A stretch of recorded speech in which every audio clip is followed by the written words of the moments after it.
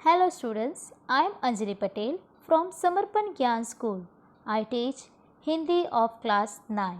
बच्चों, आज का हमारा विषय है कक्षा 9 की कविता आदमीनामा, जिसके कवि है नज़ीर अकबराबादी। बच्चों, पहले हम इस कविता के कवि नज़ीर अकबराबादी के विषय में जानते हैं। बच्चों, क्या आप जानते हो नज़ीर अकबराबादी का जन्म कहाँ और कब हुआ था? तो चलो बच्चों, मैं आपको बताती हूँ कि यहाँ पर इस कविता के कवि का जन्म दिल्ली शहर में 1735 को हुआ था। इन्होंने आगरा के अरबी और फ़ारसी के मशहूर अदीबों से तालीम हासिल की थी। नज़ीर दुनिया के रंग में रंगे हुए एक महाकवि थे। इनकी कविताओं में दुनिया हंसती बोलती, जीती जागती और जीवन का त्योहार मनाती नज़र आती है। तो चलो बच्चों, इन्हीं में से एक जीती जागती कविता के सारांश को छंद के रूप में जानते हैं। और इस जीती जागती कविता का नाम आप पहले से जानते हो, जिसका नाम है आदमीनामा। आदमीनामा, जिसके कवि है नज़ीर अकबराबादी।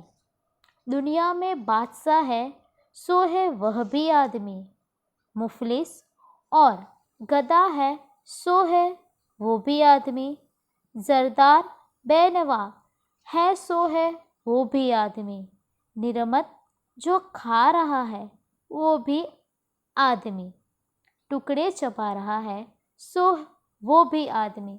तो बच्चों, पहले हम इसके कठिन शब्द के अर्थ को जानते हैं। बादशाह, जिसका अर्थ होता है राजा। मुफलिस, जिसका अर्थ होता है गरीब। गधा, जिसका अर्थ होता है भिखारी। जरदार, जिसका अर्थ होता है दौलतमंद। बेनवा, जिसका अर्थ होता है कमज़ोर।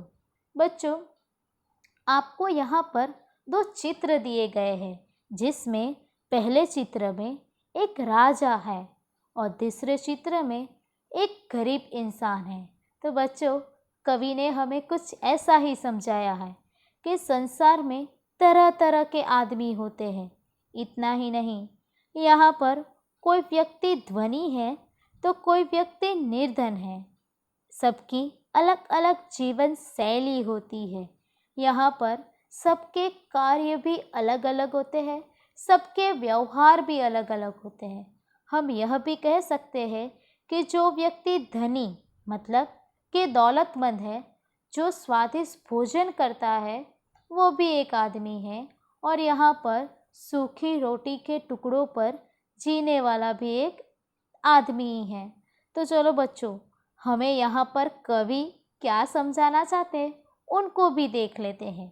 कवि कहता है कि दुनिया में तरह तरह के आदमी होते हैं। दुनिया में चाहे कोई राजा हो या कोई आम इंसान हो, सभी आदमी ही हैं। अलग अलग आदमी की अलग अलग जिम्मेदारियां होती है। कवि कहता है चाहे धनी हो या निर्धन, दोनों आदमी ही हैं। हर आदमी की अपनी अलग अलग जीवन शैली होती है। बच्चों, यहाँ पर जीवन शैली मतलब कि यहाँ पर जीवन जीने का तरीका। यदि कोई मालदार या दौलतमंद भी है, वह भी आदमी ही है। कवि के कहने का तात्पर्य बच्चों यहाँ पर यह है कि अलग अलग आदमी अलग अलग काम करते हैं, अलग अलग व्यवहार करते हैं और अलग अलग गुणों वाले होते हैं। कवि यह भी स्पष्ट करता है, जो कोई स्वादिष्ट भोजन खा रहा है वह भी आदमी है, और जो सूखे टुकड़ों पर पल रहा है वह भी एक आदमी ही है। तो चलो बच्चों, अब हम दूसरे छंद को जानते हैं। मस्जिद भी आदमी ने बनाई है या मियाँ, बनते हैं आदमी इमाम और खुदा बाखवान, पढ़ते हैं आदमी ही कुरान और नमाजिया, और आदमी ही उनकी चुराते हैं जूतियाँ। जो उनको ताड़ता है सो है वो भी आदमी। पहले हम कठिन शब्द के अर्थ को जानते हैं। इमाम, नमाज पढ़ने वाला। ताड़ता, भाप लेना। खुता बाखवान, कुरान शरीफ का अर्थ बताने वाला। तो बच्चों, यहाँ पर आपको दो चित्र दिए गए हैं जिसमें बहुत सारे लोग मस्जिद में नमाज पढ़ रहे हैं। तो कहीं ना कहीं दूसरे चित्र में ऐसा दिखाया गया है कि एक इंसान है जो जूती या चुरा रहा है, तो दूसरा इंसान उसे देख भी रहा है। तो कहीं ना कहीं हमें कवि भी यही समझाना चाहता है कि यहाँ पर मस्जिद बनाने वाला भी इंसान ही है, और इतना ही नहीं, वही मस्जिद में कुरान और नमाज पढ़ने वाला भी आदमी है। बच्चों, हम यह भी जानते हैं कि कुरान एक पवित्र ग्रंथ है और इसमें लिखे हुए शब्द को समझाने वाला भी एक आदमी ही होता है। परंतु बच्चों, यहाँ पर यह भी कहा गया है कि मस्जिद में आने वाले लोगों के जूतिया को देखना और उनको चुराने वाला भी एक इंसान ही होता है। तो चलो बच्चों, यहाँ पर कवि हमें क्या कहना चाहते हैं उनको भी देख लेते हैं। कवि आदमी को आईना दिखाते हुए कहता है, जिसने मस्जिद बनाई है, नमाज और कुरान को बनाने वाला भी आदमी ही है, और उस मस्जिद में नमाज पढ़ने और पढ़ाने वाला, मतलब कि कुरान में लिखे हुए शब्द को समझाने वाला भी आदमी ही है। मस्जिद के बाहर जूतियाँ चुराने वाला भी एक आदमी ही है, और उस पर नज़र रखने वाला भी आदमी है। कवि के कहने का अभिप्राय क्यों इस तरह है कि पाप करने वाला भी आदमी है और कहीं ना कहीं पुण्य का काम करने वाला भी आदमी है। तो चलो बच्चों, हम अब आखिरी छंद में देखते हैं कि नज़ीर अकबराबादी हमारी सोच को कैसे बदल के रखते हैं। या आदमी पे जान को वारे है आदमी, और आदमी पे तेग को मारे है आदमी। पगड़ी आदमी की उतारे है आदमी, चिल्ला के आदमी को पुकारे है आदमी, और सुन के दौड़ता है आदमी, सो है वो भी आदमी, और सुन के दौड़ता है सो वो भी है आदमी। चलो अभी उसके कठिन शब्द के अर्थ को जानते हैं। तैग, तैग मतलब मारने वाला। चिल्ला, आवाज़ देने वाला। बच्चों, यहाँ पर आप चित्र में देख सकते हो कि यहाँ पर इंसान है जो दूसरे इंसान की सहायता कर रहा है। तो बच्चों, कहीं ना कहीं कवि हमें यह समझाना चाहते हैं कि यहाँ पर सहायता करने वाला भी एक इंसान ही होता है। पर बच्चों, यहाँ पर हम यह भी कह सकते हैं कि यहाँ पर जान लेने वाला भी आदमी है, तो कहीं ना कहीं इंसान की जान बचाने वाला भी एक आदमी ही होता है। परंतु बच्चों, यहाँ पर आदमी की इज्जत उछालने वाला भी कहीं ना कहीं आदमी ही होता है, परंतु विपत्ति के समय यहाँ पर सहायता करने वाला भी एक इंसान ही होता है।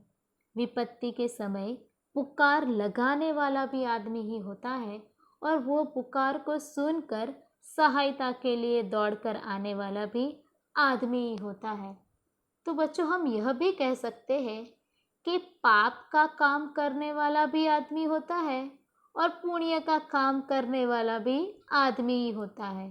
कहीं ना कहीं आदमी की अच्छाइयाँ भी होती है और कहीं ना कहीं आदमी के अंदर बुराइयाँ भी होती हैं। तो चलो बच्चों, यहाँ पर कवि हमें क्या समझाना चाहते हैं उनको भी विस्तार में देख लेते हैं। कवि आदमी को आदमी की सच्चाई दिखाते हुए कहता है कि किसी की जान बचाने वाला भी आदमी ही है और किसी की जान लेने वाला भी आदमी ही है। किसी की इज्जत को मिट्टी में मिलाने वाला भी आदमी है और मुसीबत में किसी को मदद के लिए पुकारने वाला भी आदमी ही है और उसकी पुकार सुनकर दौड़ने वाला भी आदमी ही है।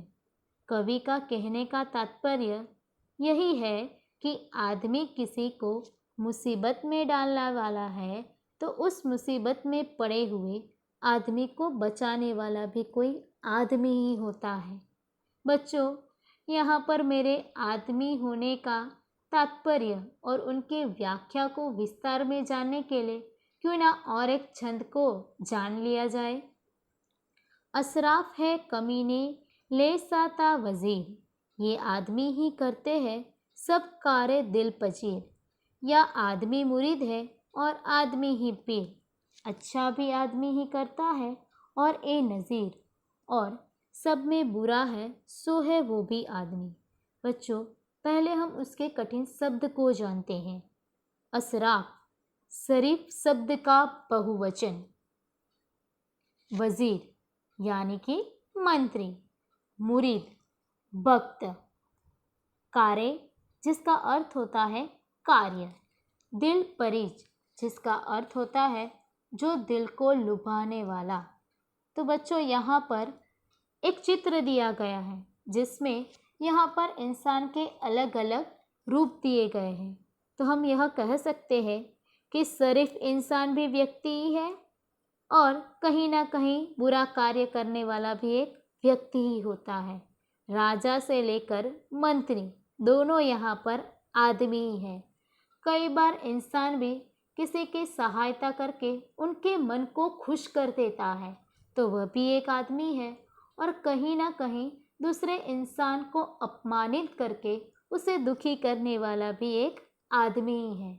इतना ही नहीं, यहाँ पर हम यह भी कह सकते हैं कि यहाँ पर सही रास्ता दिखाने वाला, मतलब कि संत महात्मा, वह भी एक आदमी है और उनके दिखाए गए रास्ते पर चलने का वह भक्त यहाँ पर आदमी है।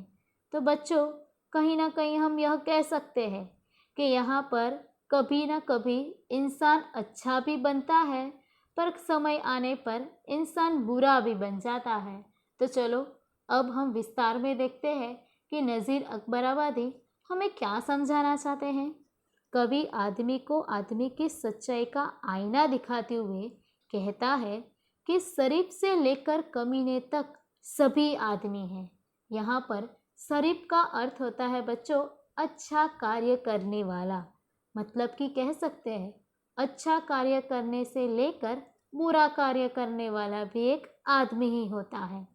राजा से लेकर मंत्री तक भी सभी आदमी ही हैं। कवि कहता है कि वह आदमी जो किसी दूसरे आदमी के दिल को खुश करने का काम करता है, वह एक आदमी ही होता है। और वह आदमी ही है जो संसार में संत की भूमिका निभाता है, और वह भी आदमी ही होता है जो उस संत का भक्त होता है। कवि हमें आखिर में यही समझाना चाहते हैं कि आदमी अच्छा भी होता है और कभी कभी बुरा भी आदमी ही बन जाता है। तो बच्चों, यहाँ पर मेरी व्याख्या तो बदल गई कि आदमी की सही सच्चाई क्या होती है, आदमी क्या होता है, उनकी इंसानियत क्या होती है।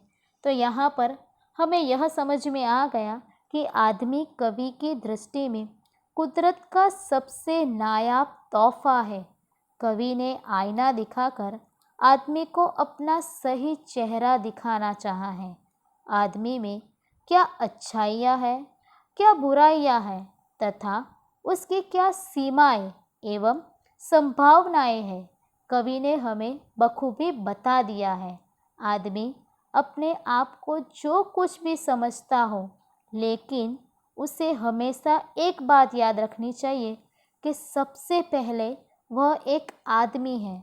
तो चलो बच्चों, उनकी ही यह बात को अपने जीवन में आगे लेकर हम कहीं ना कहीं एक इंसानियत का कार्य करते हैं। धन्यवाद।